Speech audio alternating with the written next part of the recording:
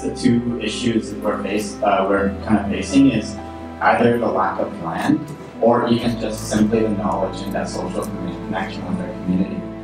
One of the bigger challenges, of course, is finding space. A lot of people still feel that a green lawn is a sign of status. I don't have to work, I don't farm. I'm wealthy enough to have these rolling lawns. That's where that comes from, okay, historically. But it's changing people's aesthetic. A simple way to mitigate the lack of land is using raised beds, as well as making that privatized land semi-public, figuring out ways to talk with the people in power about that land, and being able to create garden space, create green space, like actually creating the infrastructure. I think we need to further incentivize the partnerships as well, giving like the land to be tax-free while they're community gardens before they're turned into whatever they become. And really working on not seeing these unused spaces.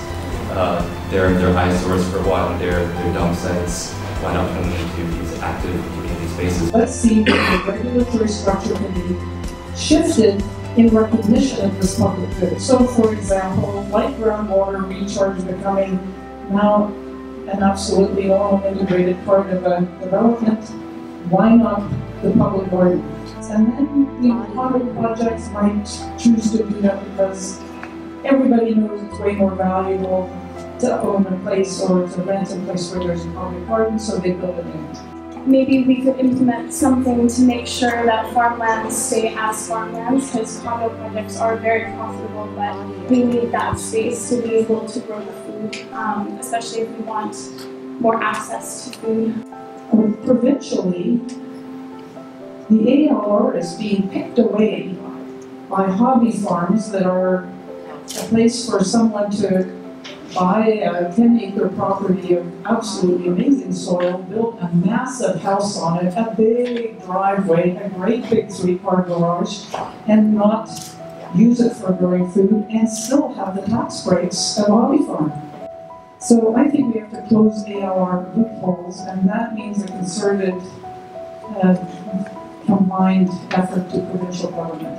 And the provincial property that the First Nations own outright, that's 72 acres down between 4th and 8th from Highbury over to about Crown. 72 acres. That's 25 years from now, we're going to look back at that 72 acres and what it became, and we're either going to say, that was awesome and transformative. Look what we have. Look at this community in the middle of the west side of our city, and look at how it connects people and how it supports people, Indigenous and non-Indigenous alike. But the issue is actually not even space. It's about connection, that connection between even our own communities. This whole aspect of collaboration and in particular connecting in community. For me, that if I've learned anything from doing this for the last 10 years, it's that there are incredible resources in our communities, but if we don't know our neighbors, we can't take advantage of them. We look at audio preview. Activating space, as I was saying, in many different ways. It's not just gardening, it's seed libraries, it's bringing people together in community meals. So even when you don't necessarily have a collaborative space yet, you want to be engaged in bringing people together to start connecting and building up the trust. When you connect with people, when you talk to people, when you express yourself, when you hear other people, we also believe that you heal as well, and that you grow from those experiences too. I presently work in a space which is connected to the Children's Hospital. It brings children who are undergoing incredible things in their lives out of their beds and to a place where they can pick a strawberry and say, this is really good. And that's a child who hadn't gotten out of bed for a month. But the garden got them up. The power of a garden is unbelievable. My fiance was dealing with depression, anxiety. He was overworked because of the industry he was working in.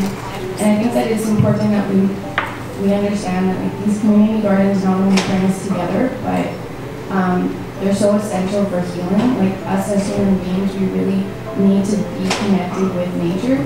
And we spent, I think it was maybe 2 or 3 weeks there, and he got better.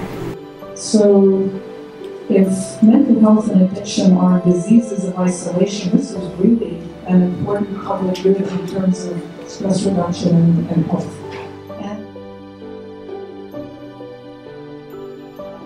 I'm hoping that in the school setting as teachers that we can start young, because I think that's where the kids, they're so curious and they're open to trying new things. When you're going through the education system, you're kind of conditioned to think that learning takes place within the classroom. But when you move into the garden space, you need to know a little bit of math, science, social studies. These things are constantly interacting with each other in space. Because a lot of the kids don't realize how easy it is, and they don't know where the actual food comes from.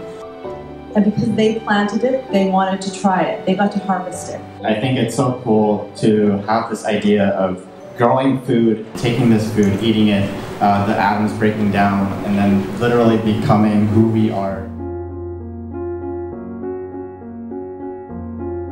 I want the public to be involved at the ground floor. So don't tell us what your plan is, and you can tinker at the edges of it.